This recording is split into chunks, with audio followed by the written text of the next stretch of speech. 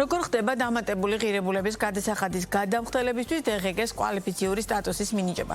რა უპირატესობები გააჩნია DGG-ს კვალიფიციური სტატუსს და რა უნდა იცოდნენ გადასახადის გადამხდელებმა ამ საკითხთან დაკავშირებით? რა პირობების დადგომისას არის სავალდებულო გადასახადის გადამხდელებისთვის დამატებითი ღირებულების გადამხდელად რეგისტრაციის ვალდებულება და როგორ მოიპოვონ შესაბამისი სტატუსი? ამ და სხვა მნიშვნელოვან თემაზე სასაუბროთ შემოსავლების სამსახურისა და ბიზნეს პარტნიორის ყოველკვირეული რუბრიკის სტუმარი იონა კიზილია, საკადასახადო ადმინისტრების მეთოდოლოგიის სამმართველოს უფროსია. მოგესალმებით, ძალიან დიდი მადლობა გაცემაში სტუმრობაში და როგორც ყოველთვის ამ მნიშვნელოვან თემაზე ვსაუბრობ. დამატებითი ღირებულების გადასახადი ალბათ ეს ერთ-ერთი ყველაზე მნიშვნელოვანი გადასახადია მთელი იმ გადასახადების ჩამონათვალი და რომელსაც ქართული ბიზნესი იხდის, ამ შემთხვევაში ქართულზე მაქვს საუბარი, თუმცა ისე მთელი მსოფლიოს მასშტაბით.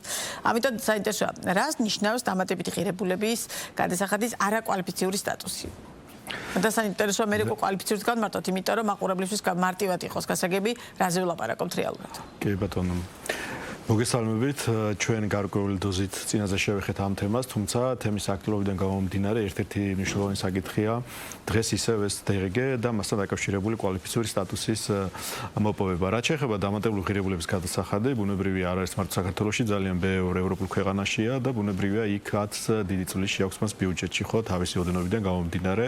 შინაარსით არაპირდაპირი გადასახადია, ვინაიდან მას ძირითადად იხდის მომხმარებლები, როგორც ჩვენ ფიზიკური პირები და სხვა და ან ჩემი, რომელიც პირობითად ყიდულობს პროდუქტს, არ აქვს მნიშვნელობა შეიძლება პროდუქტი იყოს, შეიძლება ანუ იმ პროდუქტის ფასში არის გათვალისწინებული ეს თანხა, ეს გადასახადი, რომელსაც სახელმწიფო უწესებს ბიზნესს, მაგრამ ბიზნესი რეალურად ასახავს ამას პროდუქტში. ღირებულება შედის ბუნებრივად 18% და ჩვენ როდესაც ვიხდით რაიმე ტიპის თანხას, ფასში შედის ეს ყველაფერი, ამიტომ გადასახადის გადამხდელი რეალურად აკეთებს იგივე ეხება მაგალითად მომსახურების ნაწილშიც იგივე ნებისმიერ სფეროში, ისაც DGG-ი, კი ბატონო, ნებისმიერ სფერო, რომელიც DGG-ით იბეგრება, არ აქვს მნიშვნელობა, ეხლა რაღაც ნაწილი გათავისუფლებულია, ბუნებრივია, ხო, მაგალითად სამედიცინო და სხვა, მაგრამ საბოლოო ჯამში ეს არის ფასის ღირებულება შედის, ამიტომ საბოლოო მომხმარებელი ნიშნავს იმას, რომ ის იხდის ამ თანხას, სადაც შედის 18%, ხოლო გადასახადის გადამხდელი აკეთებს მის ადმინისტრირებას, ანუ შემდეგ კრებს და ბუნებრივია გარკვეული დაბეგვრის პრინციპებიდან გამომდინარე იხდის ბიუჯეტში. ვის უწევს და რა შემთხვევაში დამატებითი ღირებულების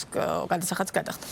ყველა მეწარმე სუბიექტს პირობითად რომ ისეთ საქმიანობის ნაწილში, რომელიც DGG-ით იბეგრება, იქ არის გვაქვს ჩვენ ორი ტიპის რეგისტრაციის ვალდებულება, არის სავალდებულო რეგისტრაცია, ასევე არის ნებაყოფლობით რეგისტრაცია. ნუ ერთ-ერთი სეგმენტი ეს არის 100,000 ლარიანი ზღვარის დათვლა ბოლო 12 კალენდარული თვის განმავლობაში. თუ მეწარმე სუბიექტი აცდება ამ 100,000 ლარიან ზღვარს, მას აქვს სავალდებულო რეგისტრაცია. თუმცა გარდა ამისა, სხვა სავალდებულო რეგისტრაციებიც გააჩნიათ. რაც შეეხება არაკვალიფიციურ სტატუსს? რაც შეეხება სტატუსს, უბრალოდ ერთი არის რეგისტრაცია, მეორე არის სტატუსი, იმიტომ რომ სტატუსი არის. ხო, ესაც ამნიშნულოვანი, იმიტომ რომ მე რამდენჯერმე მკითხეს და მე თქვენ დავიბენი, რაზე იყო საუბარი. ხო, კი ბატონო. აქედან გამომდინარე, რაც შეეხება რეგისტრაცია კანონმდებლობით სავალდებულოა, თქვით და ასევე ნებაყოფლობითია, ხო? ნუ ვისაც შესურვილი აქვს მოგმართოს, ნუ არის სეგმენტები, სადაც მაგალითად სოფლის მეურნეობის ნაწილში ვინც არის დასაქმებული, იქ პირიქით გათავისუფლებულია ჩათვის უფლებით, ანუ ეს იმას ნიშნავს, რომ მის უკან მდგარი მე რო ხარჯი გადავიხადო, ხო, რაღაცა რო შევიძინო, იქ DGG-ს 18%-ს ამოვიღებ და ჩავითვლი და წახალისება აღნიშნული ბიზნესისთვის. ეს ამიტომ აქ ნებაყოფლობითი რეგისტრაცია ძირითადად.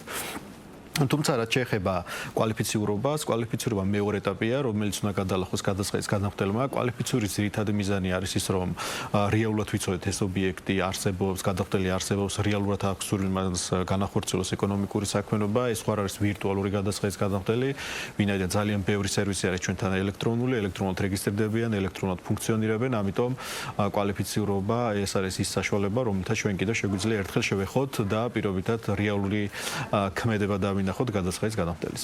რას გულისხმობს ელექტრონული საკადასახადო ანგარიშ ფაქტურების გამოყენების განსხვავებული წესი, რომელიც ამ შემთხვევაში გამოიყენება? კი, აი ამ წესს ჩვენ წინაც ერთხელ შევეხეთ, თუმცა ამ ნაწილში კიდევ ერთხელ გამეორდებით, ვინაიდან კითხვები არის ხოლმე ხშირი ჩვენთან ჩემოც ძალიან ბევრი, ასევე კოლ-ცენტრთან დაკავშირებითაც და ბევრგან კიდევ ერთხელ აღვნიშნეთ და კიდევ ერთხელ კარგია რომ ეს თქვენი ტელევიზიით კიდევ ერთხელ გავაჭრებთ ამ საკითხს. რაც შეეხება სპეციალური წესი საგადასახადო ანგარიშ ფაქტურების გამოყენების, აქ ეს ირთვება მაშინ, როდესაც პირობითად გადასახადის გადამხდელმა მოგმართა, უნდა რომ მას რომ მიიღოს პირობითად კვალიფიციური სტატუსი და სტატუსის მიღება არის შემდეგნაირი. ანუ შეიძლება ის გახდეს პირდაპირ კვალიფიციური DGG-ის გადამხდელი, რაც იმას ნიშნავს, რომ მას მთლიან დაშვება აქვს საგადასახადო დოკუმენტებზე, ამ შემთხვევაში გულისხმობს საგადასახადო ანგარიშ ფაქტურებს და რეალურად ხდება მისი ჩათვლა და მისი გამოყენება და ასევე მის მიერ დასაბეგრი ოპერაციების დროს წერს ჩვეულებრივად საგადასახადო ანგარიშ ფაქტურას, ხო? ეს ახალისება ავტომატური დაბრუნების სეგმენტში, ვინაიდან უკვე მის მიერ დახარჯული ეცეხა რო თქვი ჩვენ საბოლოო მომხმარებლები ჩვენ ვართ, თუმცა გადასახადის გადამხდელი განსაკუთრებული არ არის საბოლოო მომხმარებელი, ვინაიდან ის ყიდულობს ამუშავებს ქმნის ახალ პროდუქტს, ამიტომ იმ ნაწილში DRG-ს მის მიერ გაწეული ხარჯი 18% ჩაითვლის. ესაა მისთვის წახალისება და კარგი, ხო? ამიტომ ახლა მეორე ეტაპი ეს სტატუსი არის კვალიფიციური ნაწილი. ანუ ამ წახალისების ნაწილზე რაც საუბრობ, ეს არის კვალიფიციური სტატუსი. კვალიფიციური გახდება კი. და არაკვალიფიციური შემთხვევაში დავუშვათ ეს შეზღუდვა აქვს. ეგ შეზღუდვა კი. იმიტომ რომ არაკვალიფიციური ახლა პირდაპირ არის ეს რამოდენიმე პირობა არაკვალიფიციურობის. პირველი ის არის რომ ახალი დარეგისტრირებული, ანუ ახალი კომპანია მოვიდა, გადის რეგისტრაციას DRG-ს და პირდაპირ ის არის არაკვალიფიციური, იმიტომ რომ ეხლა რაც თქვით რომ რეალურად დავადინოთ მისი სურვილი არის, ანუ მართლა ეკონომიკური საქმიანობა თუ რამე ფსევდო ოპერაცია ხო არ გააჩნია, იმიტომ რომ კვალიფიცურობას აქვს თავისი დაცულობა მეორე მხრივ იმ კვალიფიციური გადახდელთა მიმართებით, რომელიც კვალიფიცურია, კარგად მუშაობს, ანუ სინდისერად იხდის გადასახადებს და აქედან გამომდინარე მას რაიმე ესეთი ფაქტურა არ ქონდეს, რომელიც შეიძლება სხვა თუზე იყოს რისკის მატარებელი, რომელიც შეიძლება გამოწერა ვიღაც არაკვალიფიციურმა ბჭყალებში გადასახადის გადახდელმა. აქედან გამომდინარე უკვე ეს სეგმენტი, რომელიც არის არაკვალიფიციურობის სტატუსი, ვანიჭებთ მათ ახალ რეგისტრირებულებს და თუ ბოლო 12 კალენდარული თვე ნახეთ, რომ ის არ საქმიანობს, ანუ გაჩერებულია, მას ავტომატურად ეინჭება, იმიტომ რომ მას შეაჩერა პრაქტიკულად საქმიანობა. ამიტომ ეს არაკვალიფიციური, როცა მოგმართავს, თუ გაი არაკვალიფიცურობა ვთქვით, როგორც გამithარდება მოვლენები, თუ ის დარჩა არაკვალიფიცურად, ის ვეღარ გამოწერს საგასწრო ანგარიშს. რამდენად სტატისტიკა რას გვეუბნება, ყავს ესეთი ბევრი დავუშვათ გადასახადის გადამხდელი, რომელიც აი ამ არაკეთილსინდისერად იყენებს აი ამ შესაძლებლობას და დავუშვათ პირდაპირ კვალიფიციურია, ანუ რეალურად კვალიფიციურია და დავუშვათ აი იმ მაქინაციებს, რომელსაც ახლა თქვენ ახსენეთ, იყენებს, ანუ სტატისტიკური მაჩვენებლები ამ კუთხით როგორია? მოდე ეს რო გავიარო სტატისტიკური მაჩვენებლებით, ანუ ძალიან ბევრი არაკვალიფიციურია დღეს. ეს მით არის ეგ განპირობებული, რომ ბევრი პირველი ნაწილი განპირობებულია, ამიტომ რომ ძალიან ბევრი კომპანია იქნება, მაგალითად ЧПС-ს დარეგისტრირება მარტივად რეგისტრირდება, თუმცა ლიკვიდირება აღარ ხდება, ანუ აღარ ლიკვიდირებენ კომპანიებს გარკვეული სეგმენტი და გამოდის რომ პირობითად რაღაცა პერიოდი შეიძლება იმუშაონ, გახსნას ეს კომპანია და შემდეგ რჩება. წარმოიდგინეთ ახლა რაც კი კერძო სამართლის ნაწილი დაინერგა ხო ჩვენ ახლა რამოდენიმე ათეული წელია ხო აქ ამ პერიოდში რაც კი შეიქმნა ესეთი კერძო მეწარმე სუბიექტები, განსაკუთრებით იურიდიული პირები, ძალიან იშვიათად ხდება მათი ლიკვიდაცია. ანუ ესე გროვდება, ბაზაში არის ძალიან ბევრი ესეთი ეგრეთ წოდებული ბჭყალებში მკვდარი კომპანია, რომელსაც აქვს სტატუსი შეჩერებული. ამიტომ ესენი პირდაპირ პრაქტიკულად ყველა არაკვალიფიციურია და უკვე რეალურად როდესაც უკვე მოდის ახალი გადასახადის გადამხდელი და არეგისტრირებს, ხო, ბუნებრივია იქ თუ ის აგრძელებს პროცესს მშვენიერია, თუ პირობითად მან შეაჩერა საქმიანობა, ეხლა რა ვსვით რომ ბოლო 12 თვე პროგრამულად დავინახეთ რომ აღარ ფუნქციონირებს. არ ფუნქციონირებაში არის რომ აღარც დეკლარაციას აგზავნის, ფაქტურაც არ იწერება, ზენადები აღარ იწერება, ხო, ელექტრონული სისტემა მთლიანად აღრიცხვის ნაწილში ჩვენთან.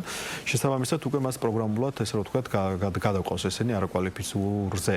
დაახლოებით 10,000-ობით არის ეს და ოდენობა არ არის მცირე, თუმცა ეს ერთგვარი ფილტრია სწორედ იმისა, რომ ჩვენ გქონდეს სწორი მაქსიმუმ სწორი ინფორმაცია, ვინ არის გადამხდელი აქტიური, როგორი გადამხდელია, რომ რეალურად საგაცნო ადმინისტრირებას ისე დავნერგო, ისე ჩავატაროთ მათთან მიმართებაში. იმის გათვალისწინებით, რომ დამატებითი ღირებულების გადასახადი ერთ-ერთი ყველაზე მნიშვნელოვანი გადასახადია, რომელიც საქართველოს ბიუჯეტს რეალურად ავსებს, ხო? საინტერესოა მთავარი რჩევა, რასაც მისცემთ დიდ გადასახადის გადამხდელებს, რას უნდა მიაქცია რეალურად ყურადღება და რა არის ის მხარვეზი, რომელსაც ყველაზე და შეცდომა ყველაზე რომელსაც ხშირად უშვებენ, რომელიც მერე რეალურად დაჯარიმების ან სხვა ტიპის გადაწყვეტილების საფუძველი ხდება შემოსავლების სამსახურის მხრიდან. პირველი ნაწილი, რა თქმა უნდა, ვინაიდან ჩვენ შევხედეთ რეგისტრაციას, ასევე თხოვნა იქნება, რომ მივაქციოთ ყურადღება გადამხდელებმა, განსაკუთრებით მეწარმე სუბიექტებმა, იმიტომ რომ როდესაც ისინი აცდებიან 100,000 ლარიან ზღვარს, ან ავიწყდება, თან არ აქცევენ ყურადღებას და არის ასევე დაგვიანებით მომართვიანობა ჩვენთან, ამ 100,000 ლარიანთან დაკავშირებით. ამიტომ რა ხდება იმ შემთხვევაში თუ დაგვიანებით მოგმართათ? ნუ რა თქმა უნდა, გვაქვს ორი ვერსია, ანუ ერთი რომ გადასახადის გადამხდელმა მან თუ დროულად აღმოაჩინა და მოგმართა, ხდება მისი განცხადების საფუძველზე რეგისტრაცია, ხო? ამიტომ დაგვიანებაზე არსებობს გარკვეული ტიპის სანქციები, ვინაიდან მან რეგისტრაციის პირობები დაარღვია საგაცნო კანონმდებლობით, ხო? ასევე არის რა თქმა უნდა აუდიტი, საგაცნო აუდიტი ხორციელდება კონკრეტულ პირებთან მიმართებაში, რომ ისინი დავსვათ იძლევით წესით DRG-ს სავალდებულო რეგისტრაციაზე, ამიტომ ესე ნიუანსებია, რომელიც პირობითად ხშირ შემთხვევაში გამორჩენის მიზეზი არსებობს, არცოდნის მიზეზიც არის ფაქტორი ესეთი, ხო? გარკვეული ნაწილი არის სეგმენტი, რომ განზრახ აკეთებს მას, ხო? ანუ სხვადასხვა სეგმენტაცია აქ გამომდინარე, ჩვენ იქმნებაც განსხვავებულია, სადღაც აუდიტია, სადღაც მხოლოდ მისი განცხადება და ამიტომ აქედან გამომდინარე ესეთი ფორმით ვაქცევთ მან ადმინისტრირებას, ხო, რეალურად. და მეორე ნაწილი, რაც ჩვენ გვინდა კიდევ ერთხელ მივაქციოთ ყურადღება, კვალიფიცირების ნაწილს, გარდა იმისა, რომ DRG-ს რეგისტრაციას გაივლიან, აუცილებელია სტატუსის მოპოვება, ხო? იმიტომ რომ ხშირად ბევრი არის ესეთი მოგმართავს, გავიგეთ, მეორე ნაწილი დადგება დღესგანმთელად და აღარ მოგმართავს. ანუ არ აინტერესებს კვალიფიცირება, მაშინ კითხვა ჩვენი ნაწილის არის, რატო დგებ დღესგანმთელად თუ პირობითად კვალიფიცირების ნაწილზე სურვილი არ აქვს, ხო? ნუ მაგრამ ეს მათი არჩევანია, თუმცა რა თქმა უნდა გარკვეული დოზით რისკსაც შეიცავს. ამიტომ რჩევა ყოველთვის არის ის, რომ რაც არის საკანონმდებლო კუთხით სავალდებულო წესით რაღაც პირობები ის უნდა დავიცვათ, მაქსიმუმ გვაქვს ჩვენ ამის საშუალებები, როგორც ვიდეო ინსტრუქციები, ასევე call center-ი პირობითად რომელიც ეხმარება გადახვდელებს პირობითად აი ეს მისცეს სწორი მიმართულება, რომ უნდა მოახდინონ მან თავიანთი რეგისტრაციები, განსაკუთრებით დღეს ნაწილში, მოკლედ ერთ-ერთი მნიშვნელოვანი სეგმენტია. ძალიან დიდი მადლობა საინტერესო ინფორმაციისთვის. მე ვამბობ ხოლმე, რომ რეალურად აი ეს რუბრიკა, რომელსაც ბიზნეს პარტნიორი და შემოსავლების სამსახური ერთობლივად ვახორციელებთ, გარკვეულწილად ერთგვარი დამხმარე და საშუალებაცაა, იმიტომ რომ მთელი ეს ციკლი, რომ ადამიანებმა ნახონ, ძალიან ბევრი მნიშვნელოვანი ინფორმაციის მიღების შესაძლებლობა აქვთ მათ ამ რუბრიკიდან. მადლობა. ამიტომ იონა კიზირია იყო ბიზნეს პარტნიორის პირდაპირ ეთერის სტუმარი და ბუნებრივია, კვლავაც გელოდებით ამ და სხვა აქტუალურ თემებზე სასაუბროთ.